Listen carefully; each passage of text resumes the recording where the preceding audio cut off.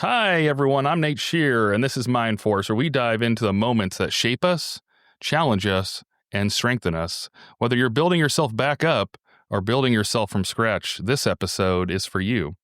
Today, we'll be talking about why self help isn't selfish, what real empowerment looks like in tough times, and how to stay strong when the world feels a little too much. Let's dive into a conversation that might just shift something inside of you. So let's start with the guest introduction. I'd love for you to introduce yourself in your own words. Who are you? What's important to you right now? And what brought you to this moment in your journey? Thank you. I'm Cheyenne Zoelle, and I apologize about my cat in the background. I am a certified life coach, and I am somebody who has really experienced situations that could either make me or break me, such as surviving multiple kidnappings, surviving an abusive childhood, and surviving horrific religious trauma. And I had found my inner strength and have been able to come out the other side. I run a weekly self-help spiritual group for over 8 years. I have published a book talking about my life. And also, I am in college right now to become a therapist. That's awesome. Well, thank you for taking the time. The most precious commodity is taking time, and always good when we're taking time to help others. And just out of curiosity, where in the world are you joining us from? The Pacific Northwest. Nice. Where at? I'm from Vancouver. Wonderful. I'm in Oregon. Nice. Where at? Well, I'm near the coast. Nice. That's awesome. Yeah, I have lived in Pendleton, Klamath Falls, Portland, Wow. Salem, Kaiser. Anyway, yeah, I've lived all over Oregon. Not quite on the coast, but it's a good time. So we'll move on into the warm up. The warm up is, what's a small habit or mindset shift you've made that's made a huge difference in your life? That is a great question. Something that I heard, and I absolutely love it, is to think about what it is that you want to accomplish, whether it's in your life, your career, your relationships. Think about what that is and then reverse engineer it. And it almost is along the lines of manifestation. I'm a big advocate of spirituality. I'm a non-denominational spiritualist, and I'm a big fan of energy work. I believe that the world is very fluid. And there's a statement that I really would love to share. And it is, the universe will play with you as much as you will play with it. And that I believe, at least in my own experience, to be incredibly true. The more I put out into the universe, the more things had started to really shift and transform for me. That's awesome. Okay, well, that is the warm up. I think we have the three main pillars, which we always do. But I think for your episode, I think we need a little bit of foundation since you talked about the kidnapping. Not that we're going to get through the whole story, because like you said, it's a big book and a lot of different things going on. But could you kind of lay the foundation for maybe the initial one, and then we can start to dive into the question, just so we kind of understand that's a heavy thing to kind of throw out and not kind of explain, the initial. So could you walk us through, I don't know, the 5-minute rundown of what that looks like to be kidnapped? Wow, that sounds really odd. Absolutely. So, in order to lay that foundation down, I would have to share just a quick overview of my childhood. My childhood, unfortunately, was a childhood of darkness. In fact, I had a therapist tell me once that my childhood was the most abusive and horrific one that she had ever encountered. So, because I grew up in a situation of pure darkness, for lack of a better term, I almost connected with the darkness in the sense that I had allowed myself to be in very dangerous situations as a young adult. And with the first kidnapping, it was from a stranger. I was taken from a bar and taken to a motel room. And it was not a pleasant experience. After that, I ended up getting kidnapped 3 more times by another individual. And I go over more detail in the book. Those kidnappings were quite horrific. I was threatened, I was drugged, and I was forced to pose for photos on these other kidnappings. And it's because of these strange experiences that I really was able to really reevaluate life. So that is a quick overview of the kidnappings. Like I said, my book goes into a lot more detail of it, but for the sake of the show, that is the general overview.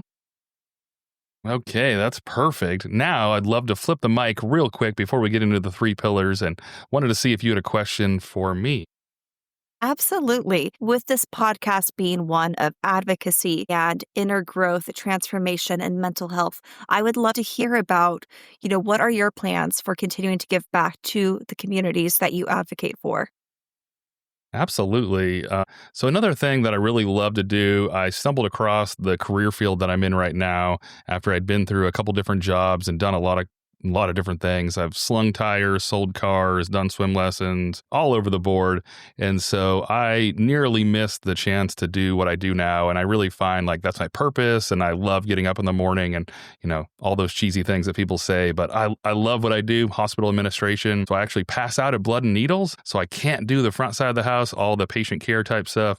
But helping people has always been something that's super important to me. So now I get to help people. I'm on the back side of the clinic, but anything from insurance, computers, phones, pharmaceuticals, like anything, insurance, all those things that make a hospital run, I get to help out and know I'm taking care of patients and things like that. So one thing I do is I have a mentorship page on Facebook where I help people try to find it, work their way through the process and end up where I am because I nearly missed my chance and I would be devastated if I wasn't doing what I was doing. So try to help out and, I love seeing people accomplish goals they never thought possible. So that's another thing I do. I guess it's not quite the same, but another thing of helping out and reaching other people. And for this, I mean, anyone that can help along the way, all the time and effort we put in, if it helps a single person is always worth it. So we'll keep making shows and, having the real conversations.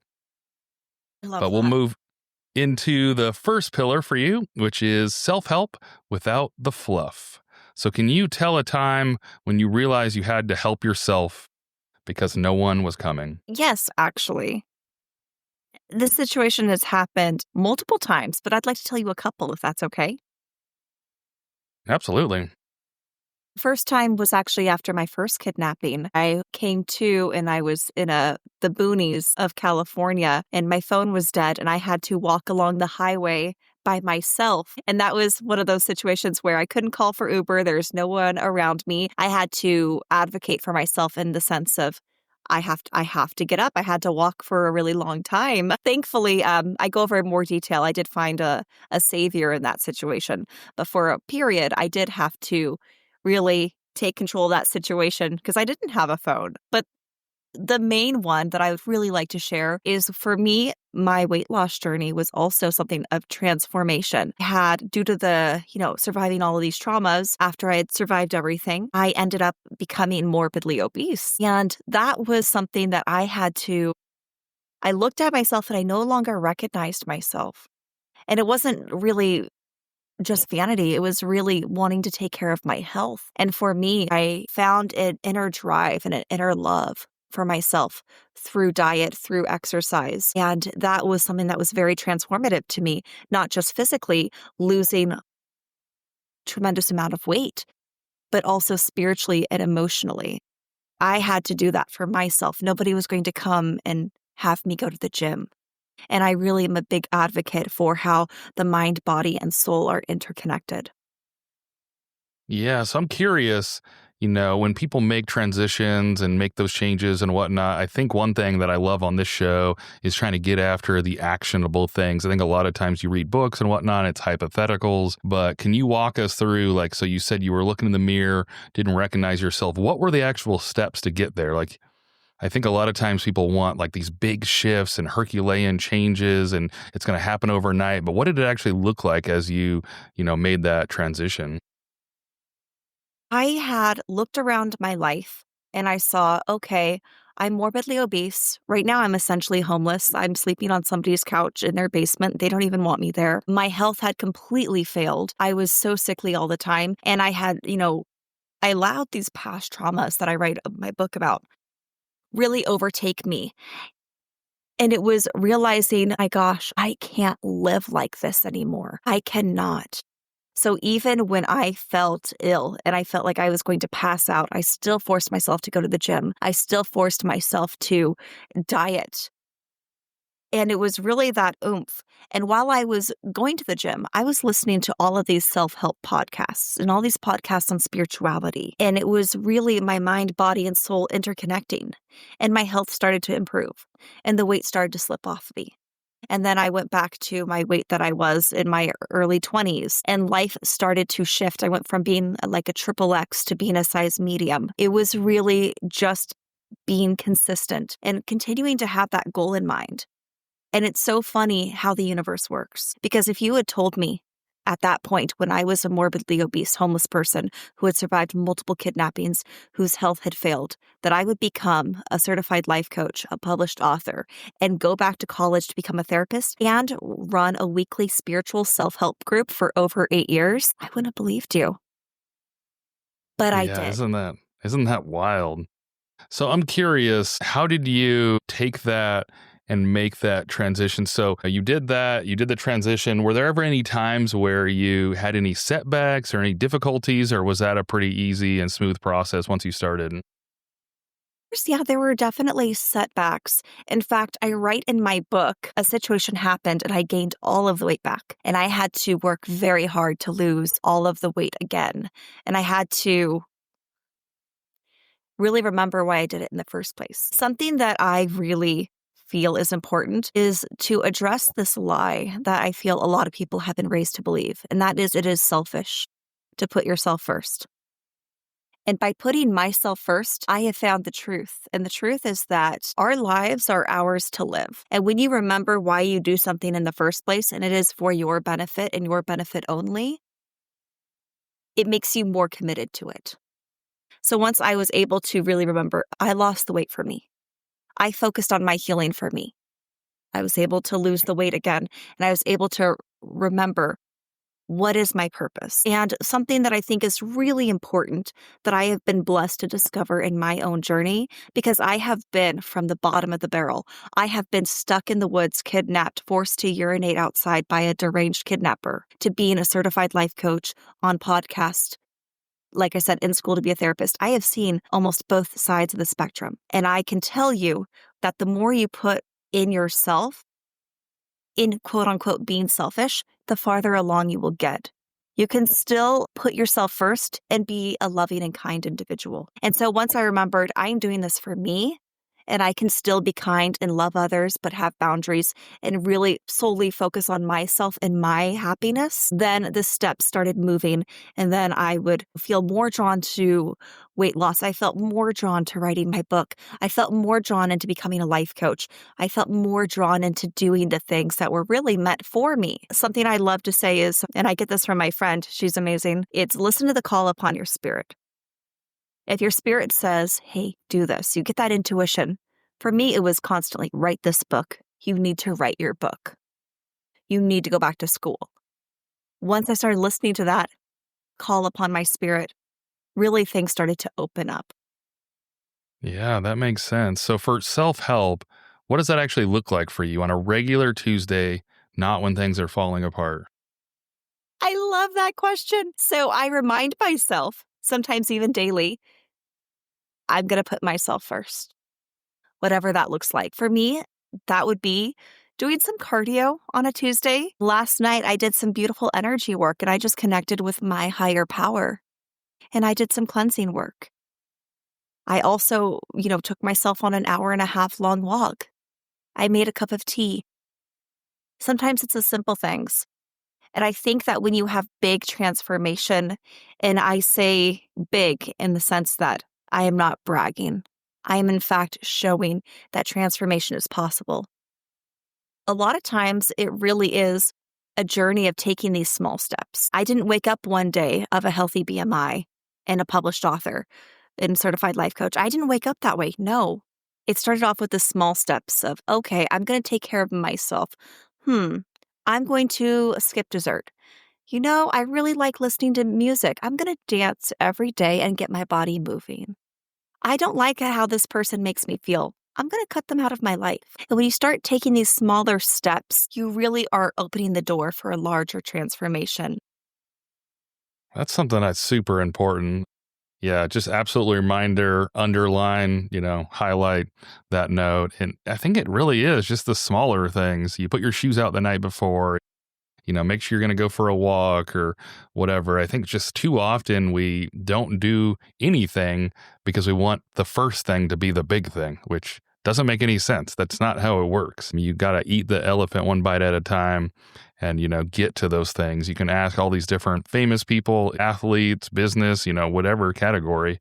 They didn't wake up and, I think a lot of times we see things now on social media and it's just difficult because you see all the wins. You don't see all the difficult things along the way. You see the vacations and the good stuff. I mentioned, I think on the show before, but I always love the reference of WD-40. There was 39 other recipes that were terrible, but they got to the 40th and it was perfect. And now it's in every household in the world. And you always have that blue and yellow can in your thing. But if they would have given up on 37 or 38, we would never know what that is. So I don't know. Sometimes you have to just keep pushing on. One thing I'm curious, and I don't know how to ask it. I don't want it to come across like rude or anything, but I'm curious. A lot of people would get stuck in the victim mindset, and you had very traumatic and a lot of things happen. I feel like you'd have every right to be like, I'm defeated. But what do you have, advice for someone that has been through difficult things how do they get out of that mindset where it's like, yeah, the world's kind of against me? Honestly, we'll say something that might be surprising or shocking. And I would say it's okay to have that victim mindset, at least for a while. For years, I had that victim mindset. Absolutely. It's okay to process your trauma. It's okay to be angry. It's okay to cry. It's okay to feel like, yeah, things are awful. I did not deserve that. But this is the important thing to remember is that when you are able to say, hey, I'm going to shift my thinking, rather than thinking, all of this stuff is horrible and happening to me and I'm the one who, I'm the victim, etc.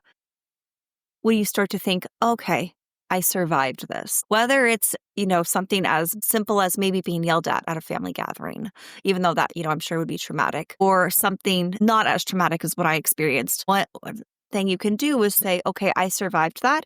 And then also take a little bit of responsibility if you have any responsibility in that situation. Not everybody has responsibility in those types of situations, especially if you're a child. But if you have any responsibility, recognizing that and also taking a little bit of ownership in that also is a bit empowering because it allows you to change your thinking a little bit and say, okay, these are the patterns that have brought me to this point where I feel like a victim, which, like I said, is okay to feel that way, at least for a period. You don't want to be in that victim mindset forever. But then when you take that responsibility and you can even say, even if you have zero ownership in that situation, I'm going to take responsibility for how I feel now and I'm going to shift it and I'm going to say, I survived this. I am somebody who can be empowered. That also is really helpful. So I would really say it's okay to feel that way, but don't be stuck in that way. Process your emotions. And then this is something that I think is very key. You have all this energy around you. And I know I'm going to sound very woo-woo here. You have all this energy, this emotion stirring around you. If you stay in that victim mentality, it's going to be like just a circular motion. And it's not really going to transition. So when you are able to, hey, I'm going to have this energy and I'm going to have this emotion around it regardless, might as well spin it on its head and be productive. Interesting. Does that make sense? Yeah, absolutely. You mentioned the word patterns. I wonder, did you identify patterns that you were putting yourself into? And how did you identify and move on from some of those patterns that maybe weren't the most positive for you? So, as I mentioned earlier a little bit in this interview, I had that default almost due to my horrifically abusive upbringing that deserve some sort of chaos. I deserve to be around some sort of darkness. And this is really what my subconscious was telling me. Because the average person does not get kidnapped 4 times within a year, but I did. It's a miracle that I survived those, truly. I believe in a higher power because I survived those.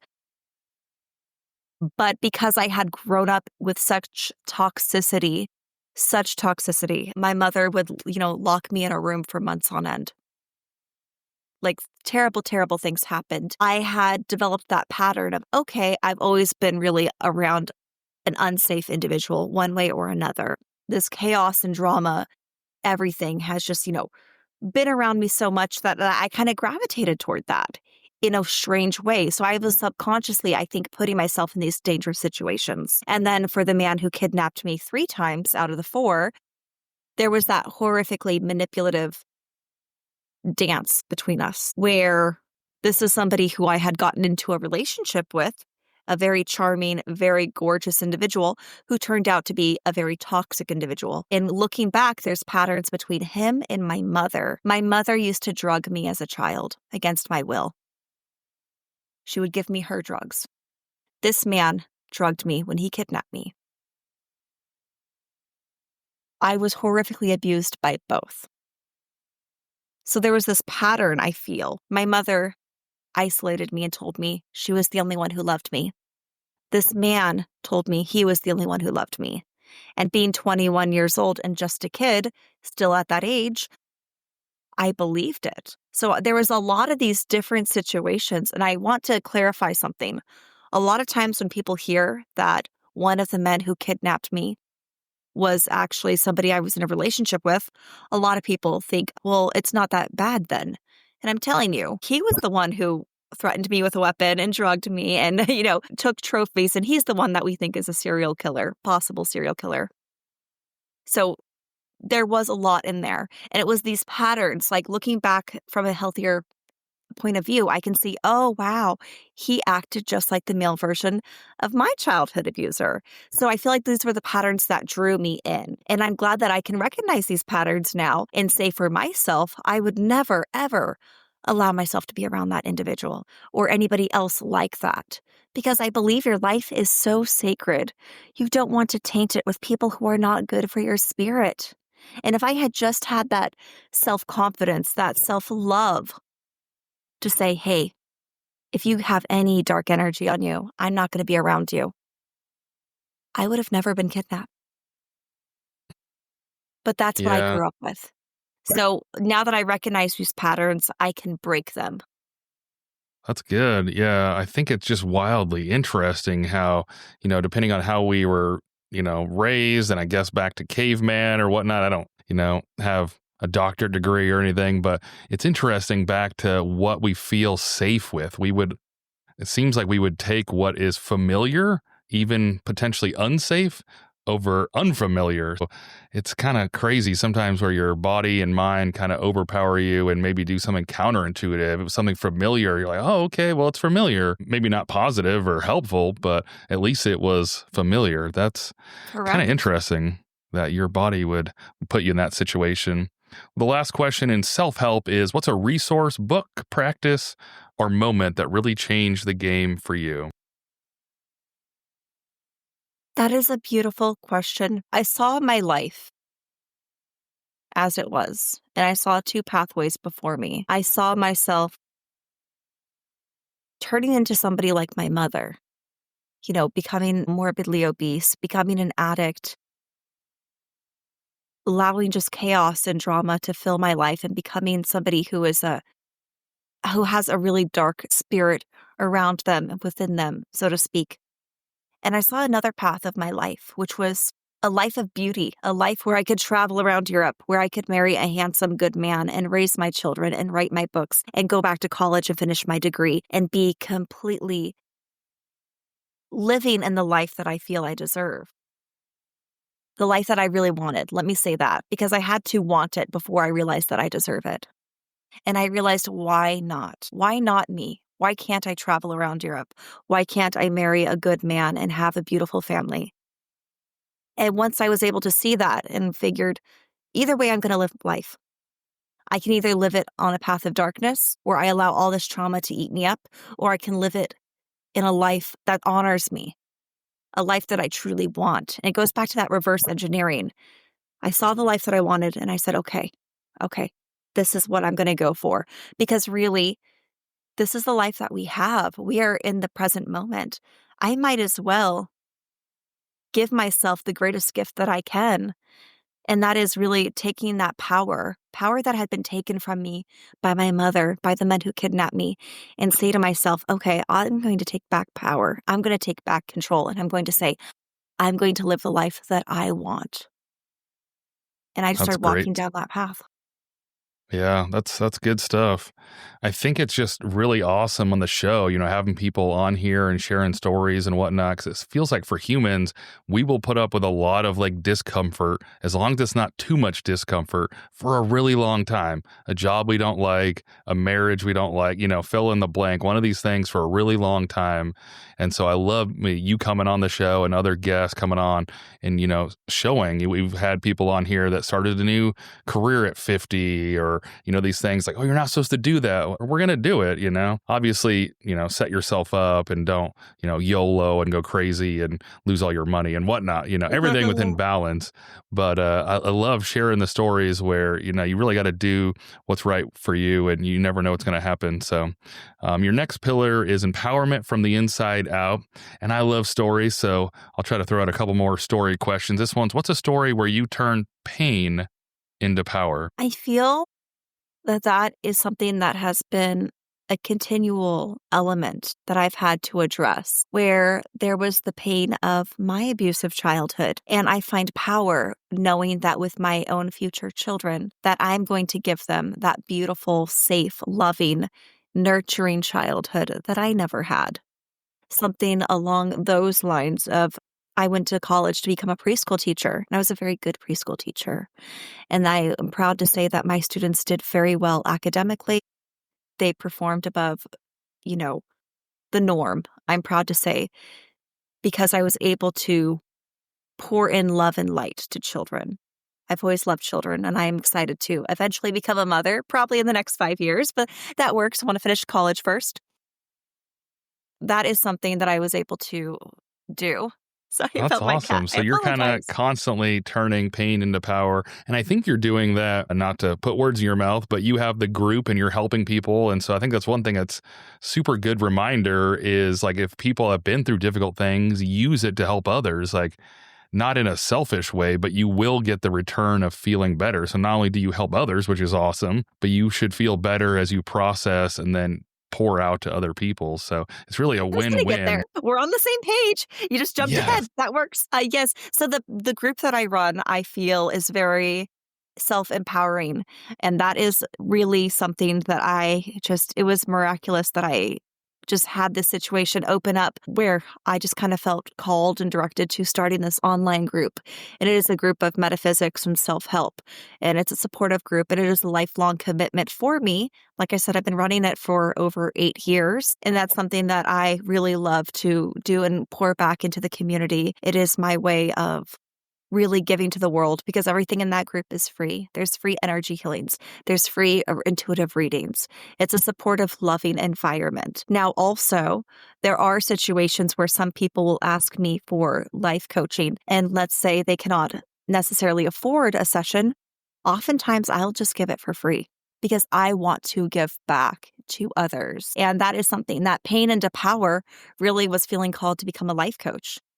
And it's kind of funny how life works because I was the person that people went to for advice all the time. Even when I was in my own drama and chaos, I still had this gift of being able to look at a situation and help others. And that really helped me to become called to be a life coach. That's something I do take very seriously, and it's my way of giving back to others. Oftentimes, I do sliding scale payments because I want to make sure everybody has that access to it. Even if somebody can't afford it, there are times where I will just give a free mini coaching session to somebody to help them address their problems. That's awesome. Yeah. Constantly turning that pain into power. What do you wish more people understood about the difference between confidence and empowerment? That's a great question. I feel that with confidence, it's really, you feel established within yourself. And it's more, this is my interpretation of it, it's more of a feeling, a sensation of, okay, I'm going to carry myself with confidence. I'm going to feel connected with who I am. But empowered, I feel, has more action behind it. You are taking those tangible steps to elevate yourself in the sense of, okay, I am going to empower myself. Let's say in an office setting, if you're confident, you're just walking around with confidence and you're just kind of showing the world that you are connected within yourself. Empowered is, hey, I'm going to not only do that, but I'm going to take it a step further. And I'm going to add supportive actions to that. So that might be deciding to gather your coworkers around for, hey, we're going to improve office dynamics. You're basically, that's just a very small example of ways that empowerment changes definition from confidence, because it really is that additional step. So like I said, it could be something as simple of like, hey, we don't like how people are being treated in the office. We're going to be empowered. We're going to come together.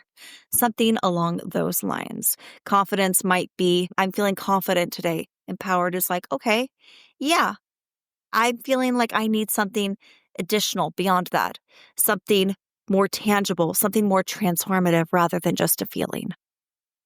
I like that. Yeah, that action behind it, because you can be charismatic, you can be generally positive or confident as like a person. But I like that you mentioned the action part. You're empowered, you're getting after it. It's a verb. You can kind of just be confident by default, but that doesn't mean you're empowered. It's a very good definition. The last question in this section is, when in your life did you feel the most powerful and what led you there? Feel the most powerful when I'm helping others. And it's because I've had to go through some of the darkest times to get out through the other side and realize, okay, if I can do it, I can help guide others to do it as well.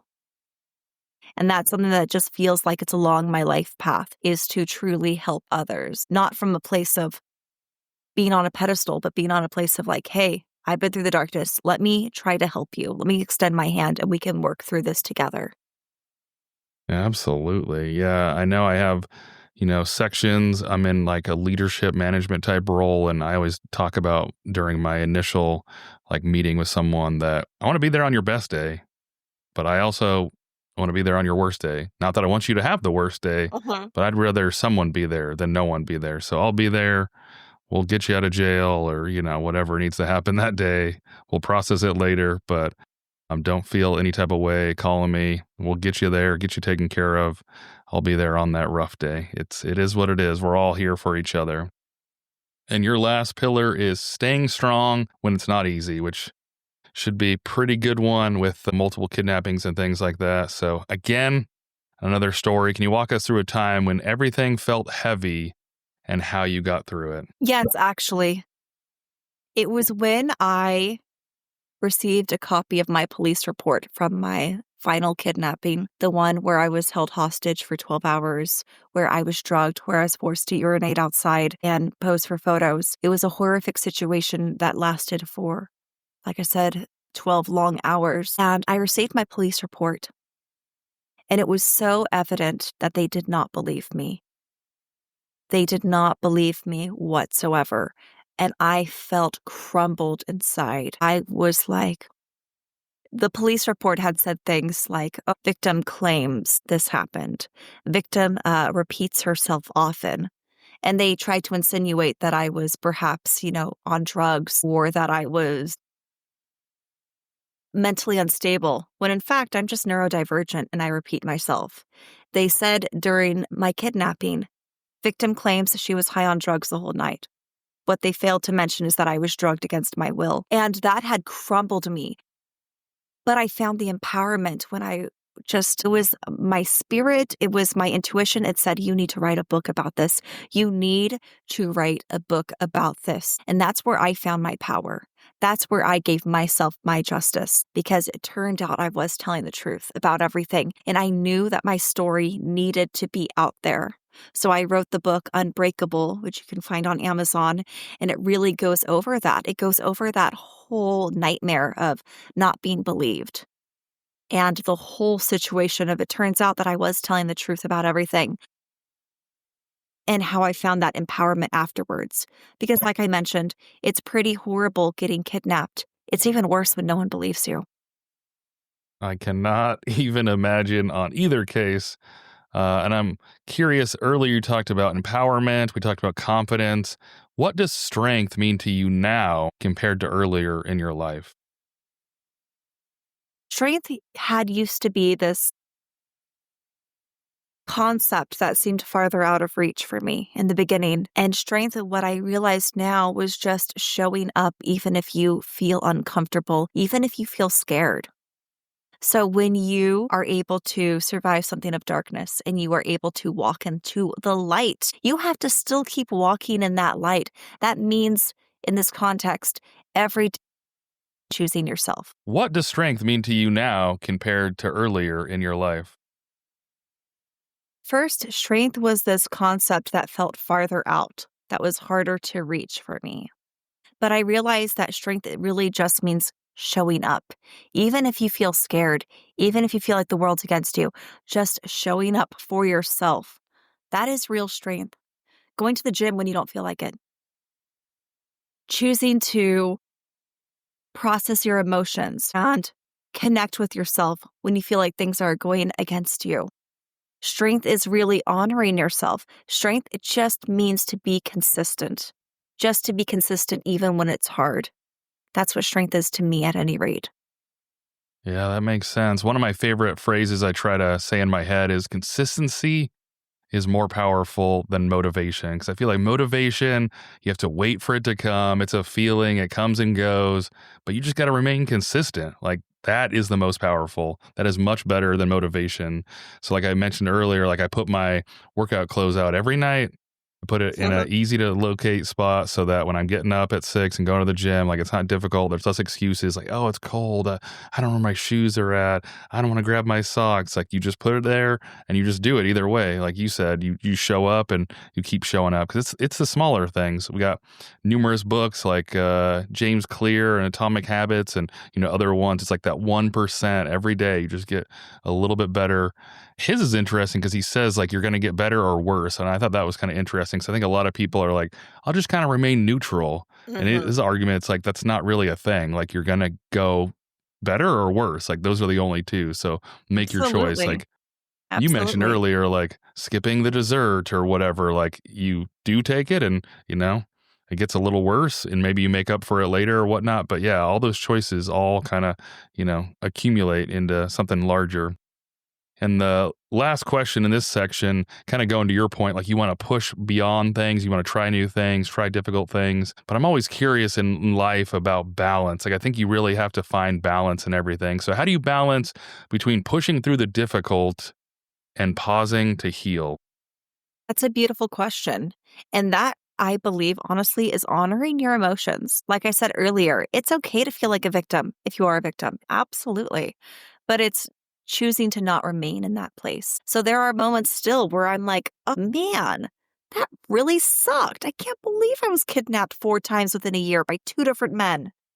What? And I still have that. But I'm not in that place.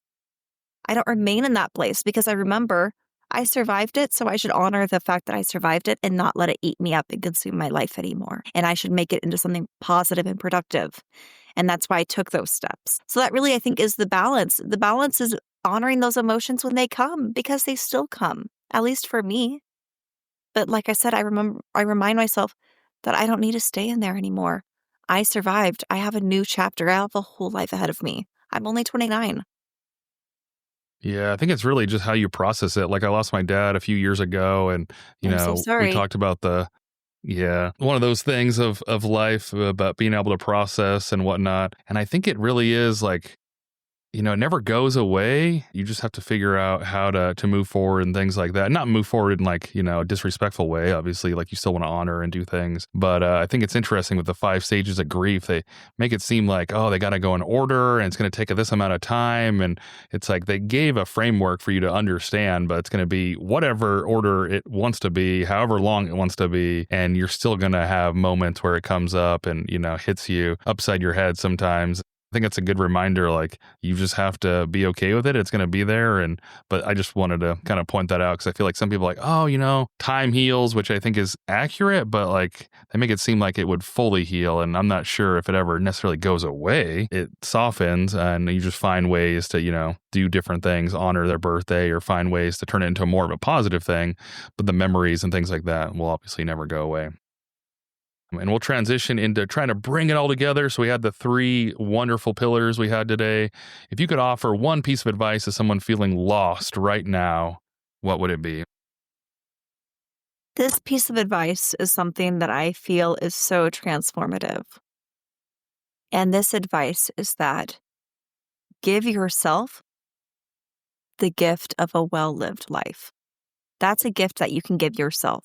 Things will still happen outside of our control. Life will not always be peaches and cream and rainbows and butterflies. But for the most part, I feel that you have more power than you realize. And when you recognize that and you start taking those steps to honor your spirit, such as removing toxicity from your life, honoring yourself, and looking at your goals and walking towards the direction of your goals, you're able to help lay a very strong foundation to giving yourself the life that you want to live. So I say, give yourself the greatest gift, and that is the gift of a well-lived life that honors you, that aligns with your goals and your values. What is something that you remind yourself of on the days that feel overwhelming? I remember my mission. I try to remind myself, okay, this is my mission. This is what I have already been told within my spirit that I need to do. This is why I survived what I survived. I am meant to walk in this direction. I am meant to be a life coach. I am meant to be a published author. I am meant to be somebody who helps others. And when I remind myself of that and remind myself, hey, we've already come so far. Keep going. That's what helps me. It's focusing Keep on my going. goals. There's nothing better than keep going. I always think of Dory, right? Keep on swimming, whatever version of that, but take the next step. Absolutely. The next step or the next right step is the next step. And finally, where can we learn more about you and listeners connect with you? Absolutely. I am on Facebook. I am on YouTube. I'm on Instagram and TikTok. My book, Unbreakable, A Chilling Memoir of Survival, Multiple Kidnappings, and a Search for Justice, is on Amazon. It's in KDP and in paperback. So if you Google me, Cheyenne Zoelle, I'll show up. Well, thank you so much for being part of this conversation. It takes real courage to share and even more to listen with your whole heart. If something in this episode helped you, share it with someone else who might need it too. Stay strong, stay growing, and remember, the force within you is always greater than the pressure around you. I'll see you next time on Mind Force. I love you all. See ya!